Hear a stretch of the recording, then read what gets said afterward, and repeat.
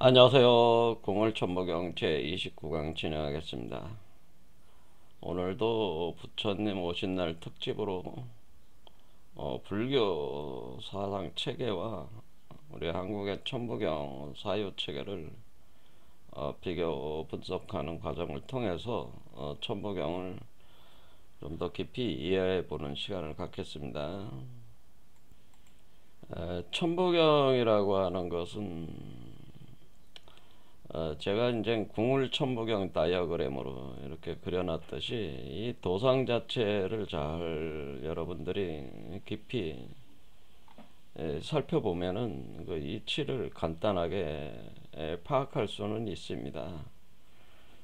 그러니까 천부경은 우주 근원의 그 존재인 우리 그 단군 신화에서는 환인이라고 표현되어 있죠. 그 환인이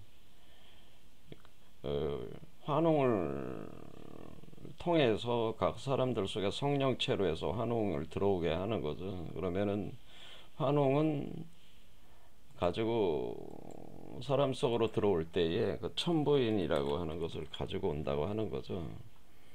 근데 이 천부인이라고 하는 것이 바로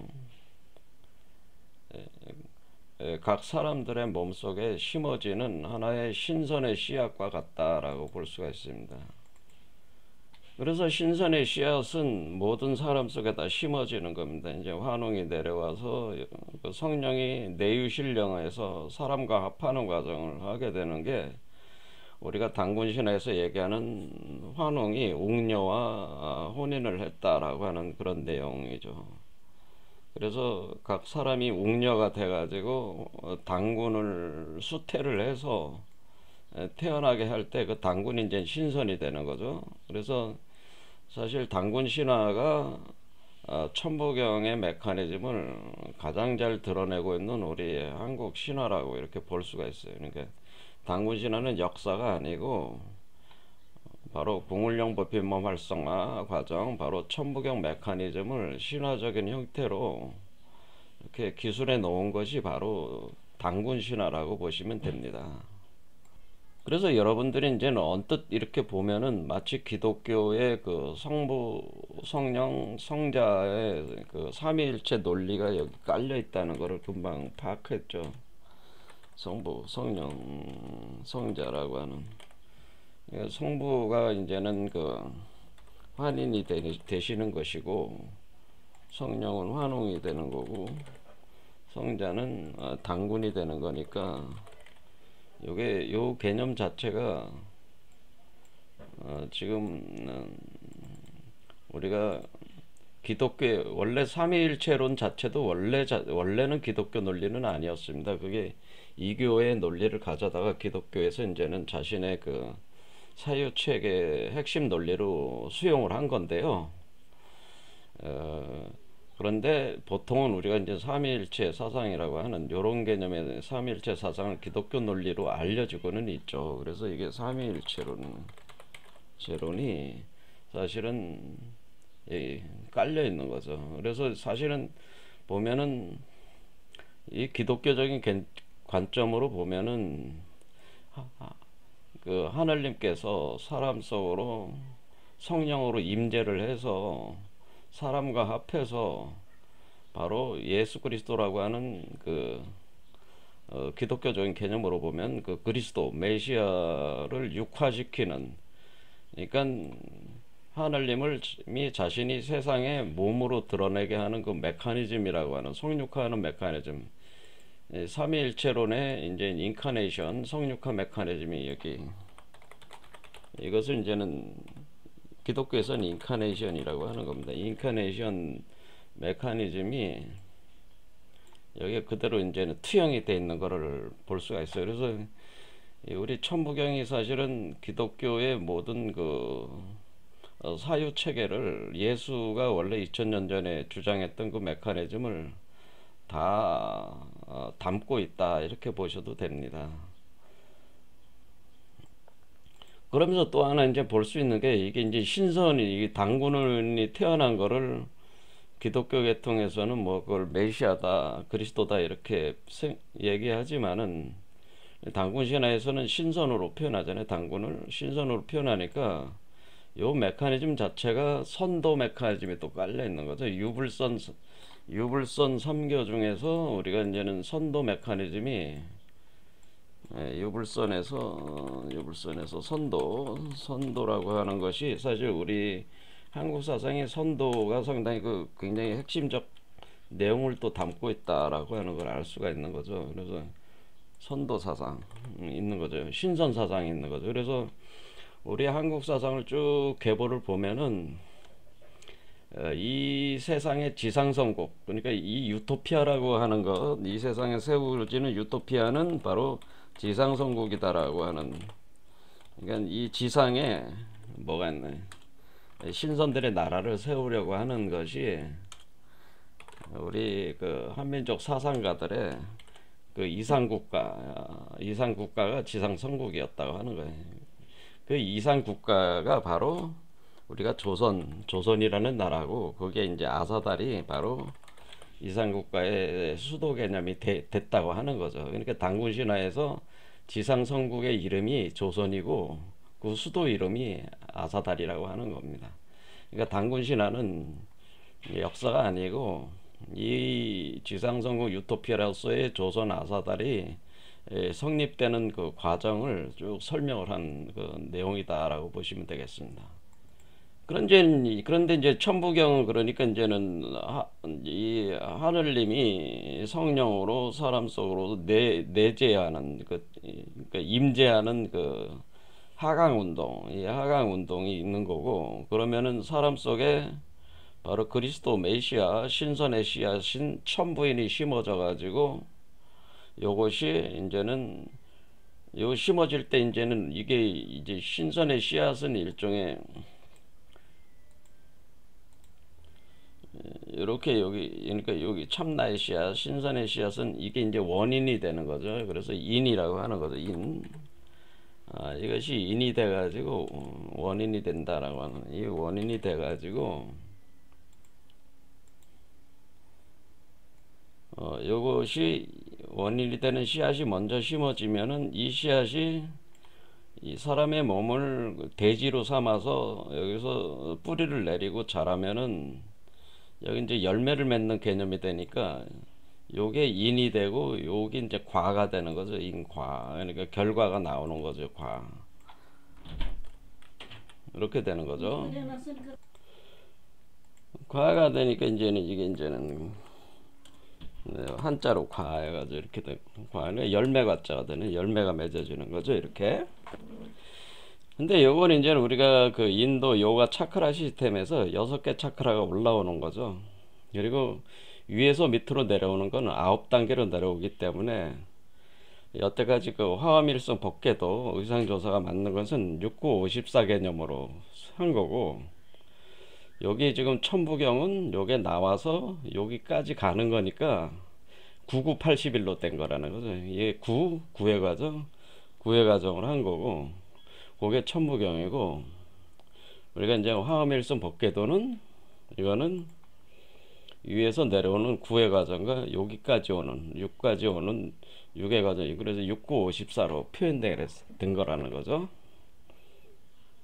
그러니까 여러분들이 이제 이렇게 보시면 알겠지만 결국 원인이 되는 씨앗이 열매를 맺느냐, 그러니까 열매를 제대로 된 열매를 맺느냐라는 게 이제 관건인 거죠. 그러니까 이 씨앗을 심어가지고 농사를 졌는데 몸속에서 포태를 해서 이것을 그 신선의 몸을 아이의 몸으로 구현을 해낼 때에 그러니까 신태 영화로 이렇게 해가지고 양신 출태를 할 때에 이것이 과연 제대로 된 농사를 지었느냐에 따라서 인에 있는 모든 잠재성이 과에 다 드러난 것이냐.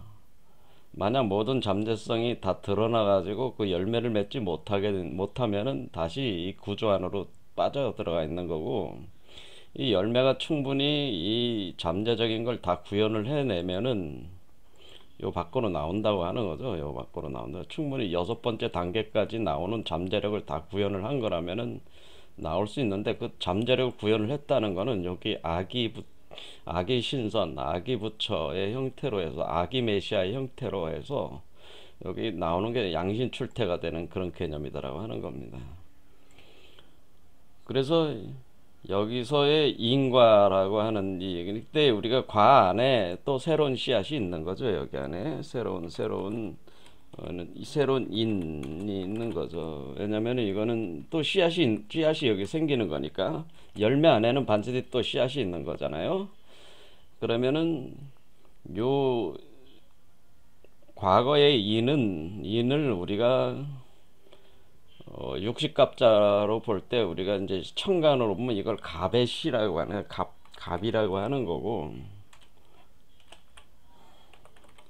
요거를 새로운 씨앗으로 나온 거를 경이라고 하는 겁니다. 경.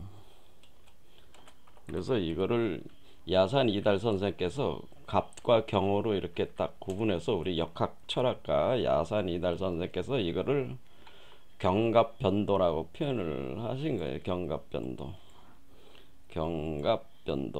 근데 이 과정 자체가 경갑변도다라고.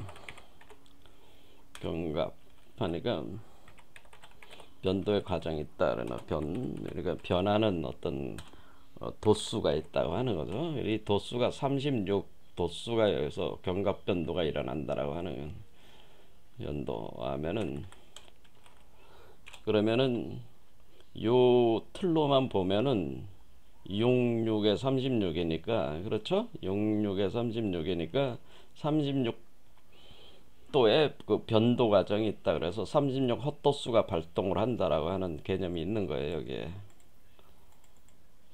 그래서 이것을 이제는 야산 이달 선생께서 야산 이달의 그 홍역학에서 경갑 변도 논리를 틀을 잡으신 거예요. 이런 개념은 중국 역학에도 없는 거죠. 제대로, 물론 소강절이라는 선생이 그 36공 도시충 개념으로 설명을 했지만은 정확하게 중국에서 파괴되질 않았고, 이걸 정확하게 세부적으로 파악한 분이 야산 이달 선생이라고 하시는 거죠. 경갑변도론이라는. 자, 그러니까 이와 같이 갑에서 경으로 가는 거니까 이때 칠수가잖아요. 7. 그래서 갑. 근데 매듭은 6개지만은 차크라는 7개 개념이라 그래서 6개의 매듭에 7개 차크라서 칠수. 갑을 병정 무기 경 하면 7이잖아요. 이렇게 경갑변도 원리로 역학적으로 설명할 수가 있습니다. 자, 그러니까 우리는 여기에 지금 환인이 환웅이라는 성령체를 내유실령으로 보내가지고 이 신선의 씨앗, 바로 그 천부인을 여기 심었을 때 이 천부인이 완전히 다 발현해서 열매를 맺고 그 안에 새로운 천부인이 된 새로운 천부인이 딱 제대로 돌아오면은 그게 이제 되는 거고, 이게 제대로 된 열매를 맺지 못하면은 요 안에 이제는 계속 갇혀서 제대로 된 열매를 맺을 때까지 이 과정이 계속 반복된다고 하는 거죠. 그러니까 제대로 된 열매를 맺을 때까지, 제대로 된 열매를 맺을 때까지 분만 과정이 반복된다고 하는 거예요. 그러니까 우리의 삶이라고 하는 것은, 인간이 산다고 하는 것은 그건 뭐예요? 이 천부인을 활성화하는 과정을 계속 반복하고 있는 것이 우리 인간의 삶이라다, 이렇게 또 생각할 수가 있다고는. 그러니까 그와 같은 것 자체가 우주 메커니즘, 인간의 변화의 메커니즘을 딱 9981자로 딱 이렇게 써놨으니까 이 간단한 그 81자 안에 이 내용들을 다 이거를 숨겨놨기 때문에 이걸 풀어가지고 설명을 하는 것이 이게 보통 난제가 아니라고 하는 거죠. 그래서 그동안에 이제 천부경 해석하신 분들이 나름대로 해석들을 많이 하셨지만은 제대로 된 접근 방법들이 제가 볼 때는 거의 없었지 않나, 그런 생각이 듭니다. 왜냐면 이 메커니즘 자체를 궁울영부 빈몸 활성화, 바로 궁울천부경, 지금 제가 얘기하는 이걸 우리 그 궁울빛 아카데미에서 이걸 얘기를 하는 거는, 에서는 이것을 궁울영부 빈몸 활성화라고 합니다. 그래서 궁울영부라고 하는 거는 동학 최수훈 선생께서 제창하신 거고, 빈몸 활성화는 또 서양권에서 라이트 바디 액티베이션이라고 해서 알려진 과정인데 동일한 과정이에요. 그래서 동서양의 개념을 하나로 합해서 궁울영부 빈몸 활성화라고 이름을 지은 겁니다. 그래서 이것을 궁울영부 빈몸 활성화가 이제 나중에 보면은 불교에서는 불교의 육바라밀 과정과 같다는 거죠. 불교의 육바라밀이라고 하는, 그러니까 이 궁울영부 빈몸 활성화 과정 육바라밀, 바로 이 차크라 시스템으로 이렇게 되는 거를 알지 못하면은, 이거를 이해를 못하면은 천무경을 해석을 할 수가, 절대로 해석할 수가 없는 거죠. 제가 볼 때는 이 궁울영부 빈몸 활성화 과정을 모르면은, 모르는 분들은 이거는 절대로 해석할 수가 없다, 천무경은 절대로 해석할 수가 없다, 저는 그렇게 주장을 하는 겁니다. 그러니까 천부경은 이러한 공부들이 충분히 된 상태에서 해석할 수 있는 텍스트지, 이 과정 자체를 모르는 분들이 이거 아무리 들여다봐야 자기 짱구 돌리는 것밖에는 안 된다고 하는, 그러니까 허망한 망상만 일으키게 된다는, 엉뚱한 주장들만 하게 된다고 하는 겁니다.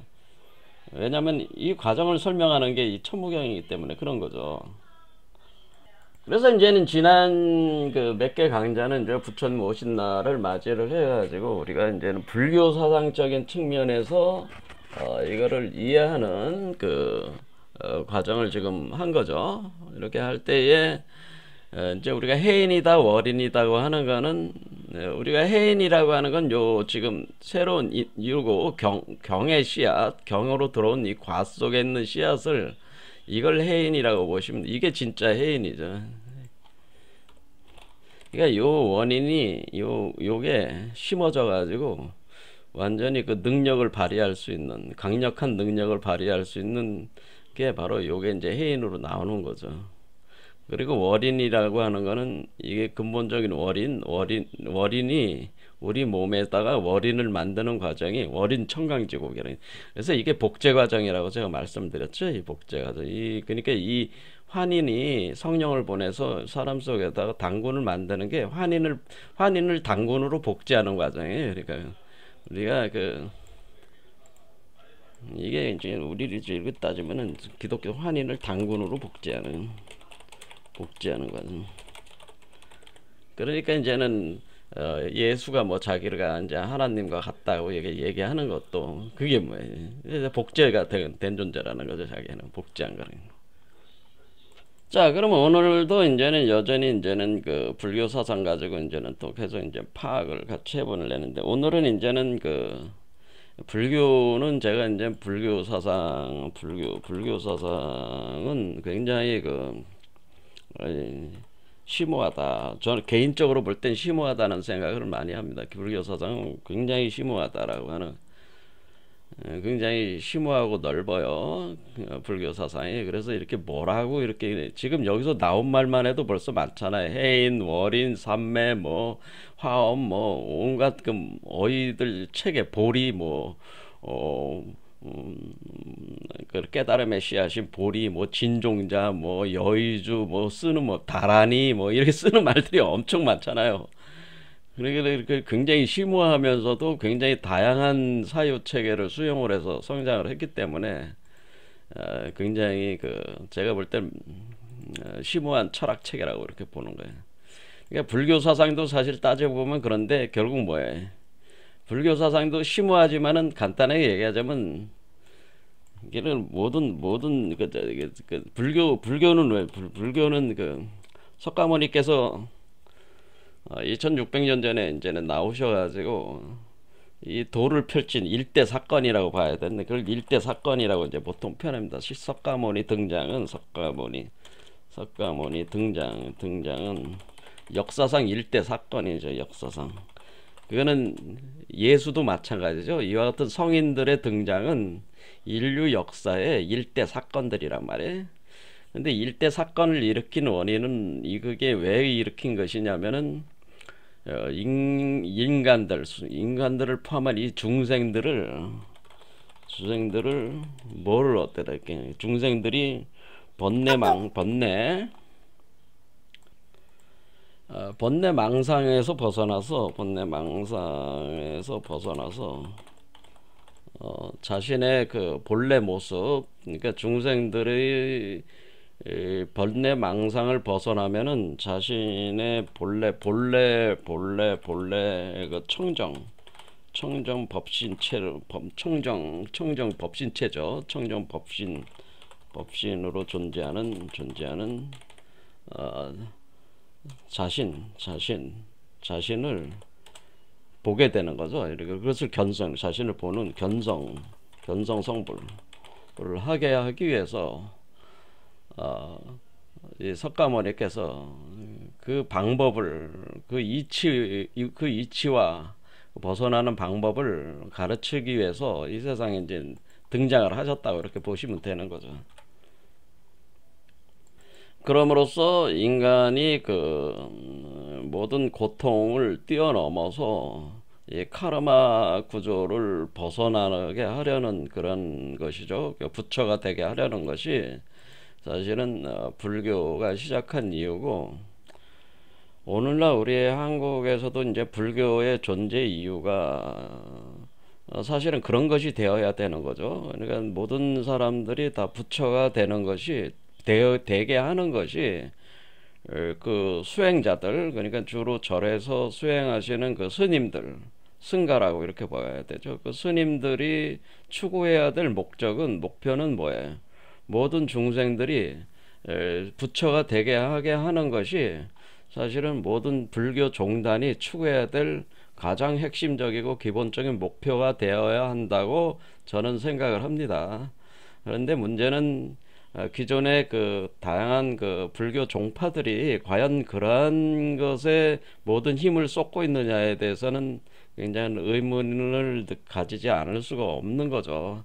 그러니까 본래적인 목적과는 벗어나 가지고 엉뚱한 일들을 많이 하시는 걸 제가 보니까 불교도 상당히 좀 어렵다 그런 겁니다. 하지만은 그 중에서도 굉장히 뛰어나신 그 성각자들, 그 선지식들은 이 불교 사상을 계속 발전을 시켜가지고 그 석가모니 불께서 하신 내용들을 좀 더 심화시켜서 많은 그 가르침들을 전수를 해왔어요. 그래서 그런 거를 통해서 우리가 천부경과 연결을 해서 천부경을 더 깊이 이해할 수가 있는 하나의 철학적 토대를 또 제공을 해줍니다.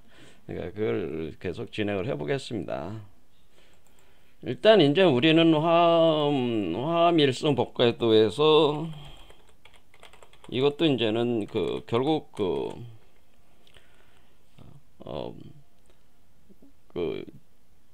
부처로서 이제는 이게 구륙의 54의 과정으로서 사람이 법신불로 이렇게 화신체로 해가지고 보신불 상태에서 화신체로 나오는 과정을 설명한 게 이제 화엄일성 법궤도였죠. 이거는 이제는 우리가 이렇게 의상조사가 이걸 한 거고, 이걸 만든 것이고, 그래서 위대한 텍스트인데 그걸 봤는데, 요거 말고 이제 오늘 볼 거는 원효대사라고도 의상조사의 의형이라고 봐야 됐죠. 그러니까 우리 통일실 나시대 때의 위대한 사상가가 바로 원효라는 분이 계셨죠. 원효는 누구나 다 아시잖아요. 그러니까 사실 우리 한국 사상사의 계보에서 거의 최초로 언급되는 위대한 사상가라고 볼 수가 있는. 근데 사상가인데 이제 불교 사상가라고 볼 수가 있죠. 그래서 이 원효 사상을 통해서 원효가 당시에 자기가 추구했던 어떤 그런 사상적 내용을 통해 가지고 이 내용들, 천부경 내용들을 한번 살펴볼 수가 있는데요. 우리가 이제는 원효라는 분은 이제는 사상의 핵심이 어떤 사상이냐면은 열애장 사상이라고 하는 겁니다. 열애장 사상. 열애장 사상이 원효라는 분이 새롭게 만든 거는 아니고, 원래 이 열애장 사상은 인도에서 4세기 정도, 이제는 4세기 정도, 대강 4세기 정도에 이제 출현하게 되는데, 이게 뭐냐면은 이게 출현을 하는데 이제 대승불교의 핵심이 되는 거예요. 불교의 핵심 개념이 되는 겁니다. 핵심이 되는데, 그 열애장사상이라는 게 결국 뭐냐면은, 뭐 이거가 등장하기까지 그 뭐 우리가 나가르주나 용수의 반야 공사상 중론 중간사상이라든가, 그 다음에 그 이후에 그 무착과 세친의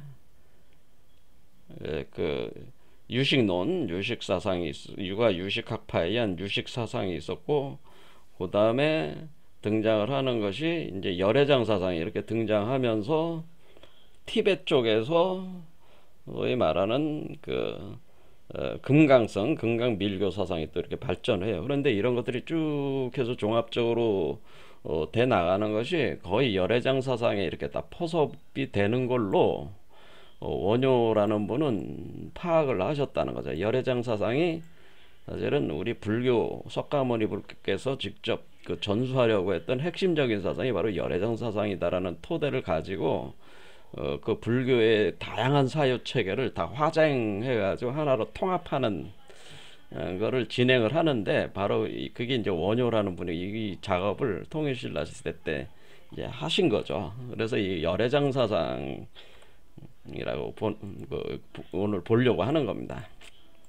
자, 열애장이라고 하는 것은, 바로 열애장은 부처의 씨앗이다라고 하는, 열애장은 우리가 이제는 그 이쪽 범어 산스크리트어로는 타타가타 가르바라고 해가지고 타타가타 가르바 이렇게 부릅니다. 타타가타 가르바. 그러면 타타가타 가르바 하면은 그러니까 타타가타 GAT 가르바 GARB 그러죠. 타타가타 가르바 하면은 타타가타가 이제는 열애라는 뜻이고, 가르바가 바로 이게 바로 가르바가 이미 히란야 가르바에서 얘기했잖아요. 가르바라는 얘기는, 가르바는 씨앗, 태, 싹, 뭐 이렇게 여러 가지로 번역이 된다고 그랬죠. 그래서 보통 씨앗으로 이렇게 보면은 열애장은 결국 열애의 씨앗이다라는, 열애의 씨앗. 그래서 원효 대사는 열애장 사상을 이제 전개하면서, 바로 열애장이라고 하는 것은 바로 열애의 씨앗, 바로 부처의 씨앗인데, 이 부처의 씨앗을 모든 중생은 부처의 씨앗을 가지고 있다라고 하는 거예요. 이런 거예요. 그럼 모든 중생이 부처의 씨앗을 가지고 있다. 이거는 우리 한국 사상으로는 뭐가 되겠어요? 한국 사상으로는 모든 인간은 천부인을 가지고 있다. 인간은 천부인을 가지고 있다. 이렇게 볼 수가 있는 거죠. 왜냐면은 원래 마고성에서 마고신화에 따르면은 그 사람들이 그 추방을 당할 때에 모든 사람들이 천부를 가지고 내려올 때에 그것이 다 천부인의 형태로 가지고 왔으니까, 그것이 모든 사람이 천부인을 가지고 있는 거예요. 그래서 모든 사람은 천부인을 가지고 있다. 그것을 당군신화에서는 환인이 환웅을 통해서 천부인을 보내서 홍익인간한다. 홍익인간한다는 것은 그 사람 속에서 당군이라고 하는 신선체를 육화를 시켜가지고 태어나게 하는 것이 홍익인간 하는 거죠. 진정한 이익을 주는 것이라고 볼 수가 있는 거죠. 이렇게 줄 때에 이게 환인이 환웅을 통해서 천부인을 심어주는, 그리고 그거를 길러나가는, 그렇죠. 이 열매를 맺을 동안 길러나가는 메커니즘이 성령의 메커니즘이란 말이에요. 그 메커니즘을 하라는 거니까, 사실은 천부인은 사실은 모든 몸속에, 사람 속에 이렇게 있다고 하는 것을 환인이 환웅을 통해서 천부인을 가지고 내려가게 해서 태백산 신단수에 거기에 이제 내려온다. 그런 표현을 이제 한 거죠. 그러니까 모든 인간이 천부인, 그러니까 모든 중생 속에는, 모든 중생은 이게 인간을 넘어서 중생이라, 모든 그 우리가 단순한 인간뿐만 아니라 모든 생명 있는 것들에는 다 천부인을 가지고 있다라고 이렇게 보여요. 그러니까 우리가 천부인이 곧 열애장이라고 하는 겁니다. 열애장, 불교적으로는 열애장을 가지고 있다라고 하는 겁니다. 그러니까 여러분들은 다 천부인을 가지고 있는 거죠. 문제는 뭐예요? 그 천부인은 원인이란 말이에요. 그래서 환인이라고 하는 거죠. 그래서 환인이라고 하는 것은, 환인이라는 말 자체가 천부인이라는 뜻이다. 이게 원래 그러니까 원인이 되는 천부인. 그러니까 어떤 환인을 만들어내는, 환인이 되는 어떤 당군이 만들어내는 원인이 되는 천부인이 환인이라고 부르죠. 이게 인자가 원인의 인자잖아요. 환희제가 이게 바로 씨앗을 표현해주는 환자라고 했습니다. 그래서 사실 환인이 다 심어진 거야. 여기에 환인이 다 들어온 거죠. 자, 그래서 원효는 모든 인간은 다 열애장을 가지고 있다. 그러니까 모든 사람은 다 부처가 될 수 있다라고는.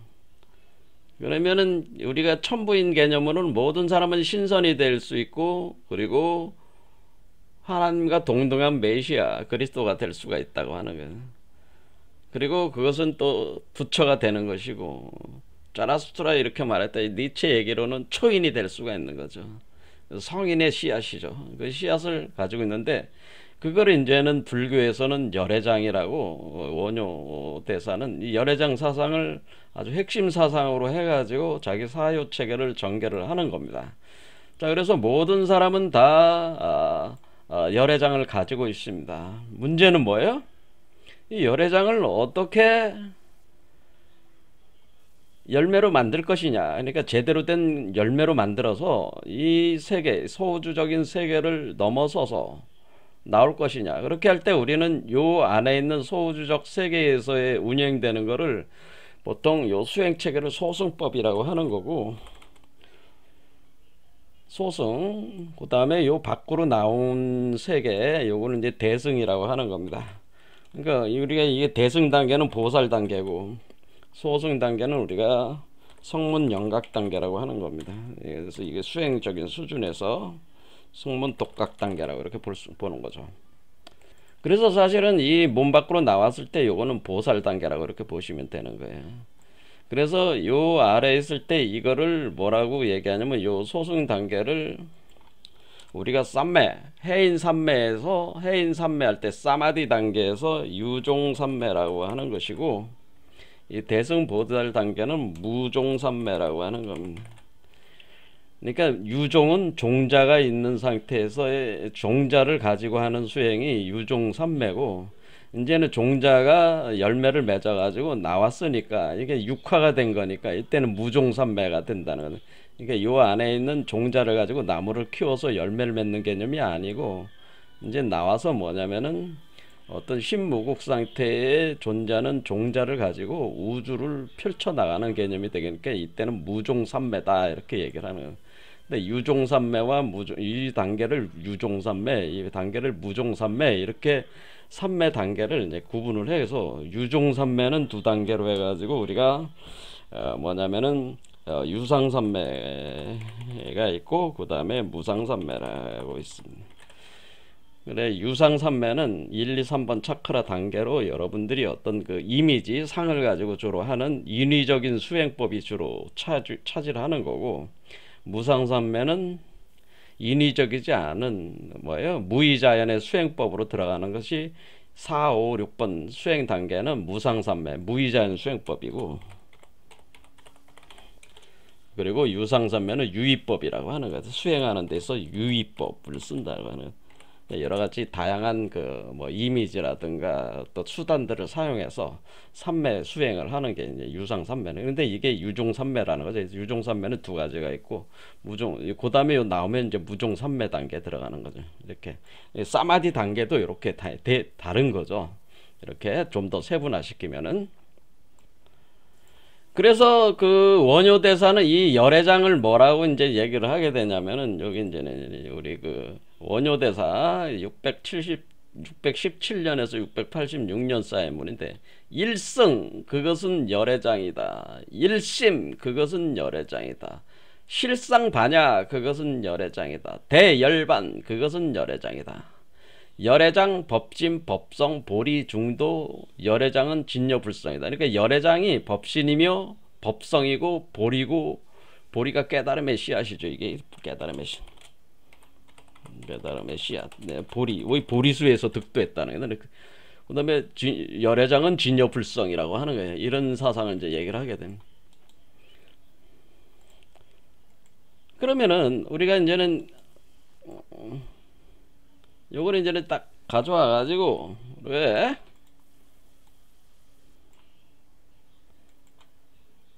자, 모든 게 일승일심이라고 하는 건 뭐예요?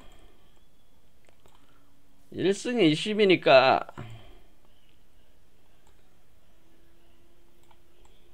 여기 보면 일이라고 하는 게 천부경의 일이 일승이고 요 일이 일심이에요. 그러니까 요 일이 바로 실상반야고 일이 바로 대열반이라고 하는 거죠. 바로 요 일이라고 하는 것이 열애장, 바로 부처 씨앗이라고 하는 거죠. 이것이 법신이라고 하는 거고, 법성이고 보리라고 깨달음이 있으시고, 이것이 바로 중도고, 이것이 진여불성이라고 하는. 그래서 그러기 때문에 요게 쭉 이제 읽어가면은 어떻게 되나? 그래서 결국에는 부동본, 움직이지 않는 근본, 본심이라고 그랬죠. 여기서는 이 천부경에서 뭐라고 해서 본심이라고 그래서 본심, 본태양 이렇게 할 때 본심 본태양 이렇게 되는 게 이제 본심. 이 본심이라는 게 바로 일심이라고 하는 거지. 본심이 여러분 뭐예요? 일심이요. 그렇죠? 일심. 그래, 일심을 담고 있는 이것이 바로 일심이 곧 열애장이라고 그랬죠. 열애장. 그러니까 여기서 본심이 그래서 여기서 본심의 개념은 이제 본심이 바로 일심이고, 불교에서 일심이고, 그것이 곧 열애장이다. 열애의 씨앗이다. 바로 이것이 본이라고 하는 말 자체가 일이라고 하는 말과 같은 얘기다라고 하는 거죠. 이렇게. 그래서 일심이다. 이런 일. 그래서 모든 사람 속에는 이 일심, 본심, 바로 여기 그 부처의 씨앗, 그러니까 실상반야 대열반, 이게 모든 인간 속에 있는 거예요. 그렇죠? 있으니까 여러분은 다 부처가 될 수 있고 다 부처가 될 수가 있는 거죠. 모든 사람은 다 부처가 될 잠재력을 가지고 있는 겁니다. 단지 불교에서 얘기하는 건 뭡니까? 왜 부처가 안 되느냐? 그런데 사람들은 부처가 안 되는 이유는 불교에서 얘기하는 건 바로 번뇌 망상 때문에, 이제 망상 때문에 그렇다. 망상 때문에 그런데 이 번뇌 망상의 원인은 집착으로부터 오는 것이다. 어떤 대상체에 대한 집착. 그건 뭐예요? 이원성, 주객으로 나눠진 세계 있어가지고 나눠진 세계. 그러니까 우리가 여기에 일석삼극이 됐다는 건 뭐예요? 본 하나가 있고 음중량으로 나눴으니까 음양으로 쪼개진 거 아니에요. 중은 그대로 있고 중이 음양으로 쪼개졌으니까 사실 세 개가 된 거란 말이에요. 그런데 현상계에서는 음양으로 진행이 되는 거니까 그 음양이라는 주객, 그러니까 음과 양, 그러니까 주가 양이고 객이 음이다. 그러면은 이 음양으로 나눠진 세계에 있어서 우리가 주체와 객체 사이에서의 주체가 객체를 자기로 착각하는 그 집착 욕구, 그러니까 주객으로 나눠지다 보니까 자기 나눠진 대상체에 대한 소유욕, 집착 또는 제거, 뭐 이런 식의 어떤 그런 욕구가 일어나는 거죠. 그게. 그래서 그 집착으로 인해 가지고 번뇌망상이 발동을 한 거예요. 그래서 여기서 일석삼극이 됐다고 하는 것은 번뇌망상이 전개가 되는 거를 과정을 이렇게 설명을 하는 것이다, 이런 얘기죠, 이게. 그래서 번뇌망상이 이렇게 집착으로 인해서 주객으로 나눠진, 그러니까 일석삼극이 되면서 번뇌망상, 집착으로 인한 번뇌망상 세계가 열리면서 이것이 끊임없이 이 씨앗이, 본래 씨앗이 있지만은 그 씨앗을 사람 몸에 심어져 있지만은 그 씨앗을 움트지는 못하고 계속 그것이 자라지는 못하고 번뇌망상의 주객의 세계 속에서 계속 헤매고 있다고 하는 것이, 그래서 인간이 고통을 당하고 이렇게 살고 있다고 하는 것이 이게 불교적인 사상이란 말이에요. 그래서 우리 일단 번뇌망상, 집착적인 요소, 그것을 무명을 벗어나야지만이 그 집착을 벗어날 수 있고 번뇌망상을 벗어날 수가 있는데, 어쨌든 이러한 요소들을 우리가 제거를 하게 되면, 번뇌망상이라는 요소를 제거를 하게 되면은 나 자신의 참된 진여 법성이라고 하는 열애장을 우리는 볼 수가 있다고 하는 것이 불교 사상이라고 그렇게 보시면 되겠습니다. 그런데 여기서 사실은 원효가 이제 위대한 사상가라고 또 우리가 볼 수가 있는 것은, 이 열애장이라고 하는 것은 인간 스스로 그렇게 번뇌망상을 벗어나려고 한다고 해서 되는 게 아니라는 거죠. 인간의 노력으로는 힘들다고 하는 거죠. 이 번뇌망상을 벗고 이 열애장을 감싸고 있는 그 껍질들인 번뇌망상을 벗고 본래 열애장을 다시 드러낸다고 하는 것은 굉장히 어렵다. 그러면 결국 어떤 외부적인 어떤 그런 작용이 있어야 되는데, 그것은 과거로부터의 그런 부처와 불보살들의 자비 원력에 의해서 원력의 그 지원을 받아가지고 이 과정이 가능하다고 하는 사상을 이제는 원효가 이제 전개를 하게 됩니다. 그래서 그러니까 내가 홀로 이렇게 득도를 하는 것이 아니고, 이 인류 전체에 우리가 앞서 있었던 그 성인들의 그 가르침과 그 가르침들이 계속 후대에 내려오면서 훈숙된 그 원력에 의해 가지고 그 힘에 의해 가지고 인류 전체가 하나하나씩 이렇게 열애장을 구현할 수 있는, 그 감춰져 있는 원인이 되는 열애장의 씨앗을 틔워 가지고 열애장에 과를 맺어 가지고 이렇게 태어나게 할 수 있는 이런 과정이 일어나서 모든 인류가 남김없이 부처가 된다고 하는 것은, 남김없이 부처가 된다라고 하는 이런 체계를 그 원효 대사께서 사유체계로 전개를 하신 겁니다. 자, 그러면 요렇게 이제 철학적으로는 요런 개념이 되는 거고, 그러면 구체적으로는 그러면은 우리가 불교에서 이 열애장을 활성화시켜 가지고 그것을 열애장을 완전히 번뇌망상의 껍질을 다 벗기고 청정법신체로서 이렇게 구현을 해나가는 과정을 뭐라고 한 거냐, 그것을 불교에서는 금강 바라밀다라고 이렇게 얘기를 합니다. 금강 그 다음에 바라밀 다 이렇게 하는 거죠. 금강바냐바라밀다, 그런 말 많이 들어보셨어요. 우리가 금강경이에요. 금강바냐바라밀다 금강바냐바라밀, 요 다자가 있어야 됩니다. 근데 사람들은 다자를 빼놓고 많이 쓰는데, 그냥 금강바냐바라밀경 뭐 이렇게 하는데 다자가 있어야지 이게 맞는 개념이에요. 왜냐면 일즉다 다즉일 이미 거기서 봤잖아요. 화음 일승 법계도에서 금강바냐바라밀다 과정이 바로 열애장을 활성화해 가지고 열애장의 진여 법성을 드러내는 과정이 사실 금강바냐바라밀다. 그러니까 이 과정 자체가 금강바냐바라밀다 과정인데, 그러면 금강바냐바라밀다 과정은 원래 10바라밀로 되는 건데, 10바라밀. 그런데 여기서 뭐예요? 우리는 6개 차크라, 그러니까 이 7개 차크라 요 6개 매듭만 열면은 이 구조를 벗어날 수 있기 때문에 핵심적인 그 변곡점, 터닝 포인트는 어디예요? 6개, 6바라밀이 되는 거죠. 6바라밀. 그러니까 이것이 10바라밀까지 안 가더라도 우리가 6바라밀까지 되면 뭐가 되네? 이 기본적으로 유종삼매에서 무종삼매 단계로 넘어가는 이 소우주적인 인간의 몸을 벗어나서 그 모든 고통의 그것을 벗어나서 불보살의 그런 세계로 진입하게 되는 것은 6바라밀까지 가면 되는 거예요.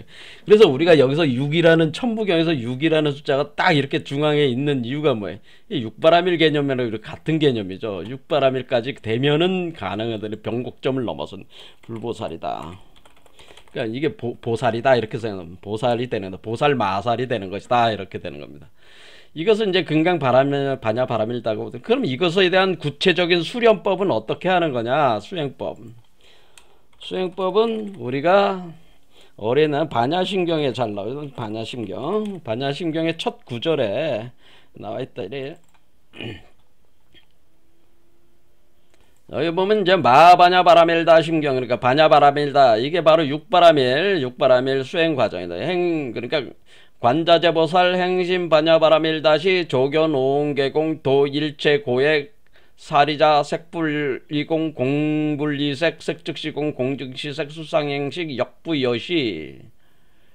요 문장, 요 두 개의 문장이 사실은 그 수행법을 내재화시켜서 이렇게 설명하고 있는 거예요. 여기서 관자재 보살이라고 하는 것은 일종의 그 관법 수행, 그러니까 그러니까 관조 삼매라고 하는 겁니다. 그러니까 이 수행법은 반야심경의 관조 삼매 수행법을 통해 가지고 이것을 구현할 수 있다고 하는 것을 그 설명을 하고 있는 것이 반야심경이다 이렇게 이해하시면 된다고 하는.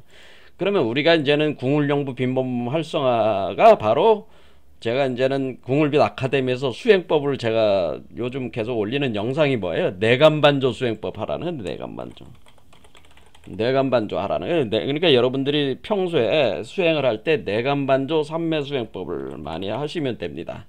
삼매를 하시면 되는데 그 의식에, 이 수행을 할 때는 항상 어떤 의식이 있어야 돼요? 내 몸에 그 부처의 씨앗이 있고 또는 신선의 씨앗이 있어가지고 이 신선의 씨앗을 활성화시켜가지고 내가 부처가 되고 신선이 되는 과정의 수행을 이 내간반조 삼매 수행으로 그것을 지금 진행하고 있다는 이런 생각을 가지고 여러분들이 뭐예요? 그러면서 뭐 해야 돼요? 이 온 우주가 내가 그 신선이 되고 부처가 되는 것을 가능하게끔 이미 우리 성인들이 이전에 존재했던 성인들의 원력이 나를 지금 도와주고 있다고 하는 그런 어떤 믿음을 가지고 수행을 하시면은 이 단계를 이제 넘어갈 수가 있다고 하는 겁니다. 자, 그러면 이제 정리를 해보면은, 그렇죠. 우리가 이제는 그 사상적인 관점으로는, 불교 사상적인 관점으로는 바로 열애장 사상의 원효가 아주 전념 핵심으로 제안을 한 열애장 사상, 그리고 열애장을 구현을 하기 위해서는 반드시 그 육바라밀 수행을 같이 관조 삼매를 통해 가지고 열애장이 우리 몸에 있는 모든 인간의 잠재된 열애장 씨앗을 활성화시키는 거죠. 깨우고 활성화시켜 가지고 열매를 맺게 하는 그 수행법으로서 육바라밀 수행법이라는 것이 있는 것이고, 그것은 단순히 무슨 지계, 인욕, 정진, 보시, 선정, 그 다음에 반야, 이렇게 6개로 보는데, 이 선정이 바로 삼매를 얘기하는 거고, 지혜는 관조 반야라고 해서 관법 수행 체계를 또 얘기를 하는 겁니다. 그래서 이런 내용들을 육바라밀 수행을 통해 가지고, 이 육바라밀의 구체적 과정은 이 차크라, 이게 7개 차크라 6가지 매듭을 건너가는 그 과정이 바로 육바라밀 수행이 이게 핵심이라고 하는 거예요. 이걸 통해 가지고 진행할 수 있다고 하는 것입니다. 이런 내용들이 이제는 그 원효 선생께서, 원효 그 대사께서 이렇게 이제 말씀하신 그런 내용들이다, 이렇게 보시면 되겠습니다. 자, 불교 사상은 사실 나중에 이제 제가 좀 더 심오하게 이제 처음부터 이제는 석가모니불부터 시작해가지고 이제는 몇 번의 대회전이 있었는데, 그런 것도 좀 대전환기가 있었죠. 사유체계 그런 것뿐만 아니라 이제 전반적으로 한번 불교 사상을 좀 다루고는 싶은데, 지금은 우리가 이제는 천부경이 위주로 지금 해석하고 있는 거니까 불교 사상적 관점에서 이렇게 본 거는 오늘까지로 이렇게 보도록 하겠습니다. 물론 나중에 이제 간간히 더 다른 우리가 신선사상, 우리가 단전호흡 신선사상 가지고도 요것도 조망을 할 때 다시 또 그런 얘기가 나올 수도 있겠지만은, 일단은 큰 틀에서는 우리가 이제 불교 사상으로 이렇게 한 거는 오늘까지로 해서 마무리 짓겠습니다. 오늘 여기까지 하겠습니다. 감사합니다.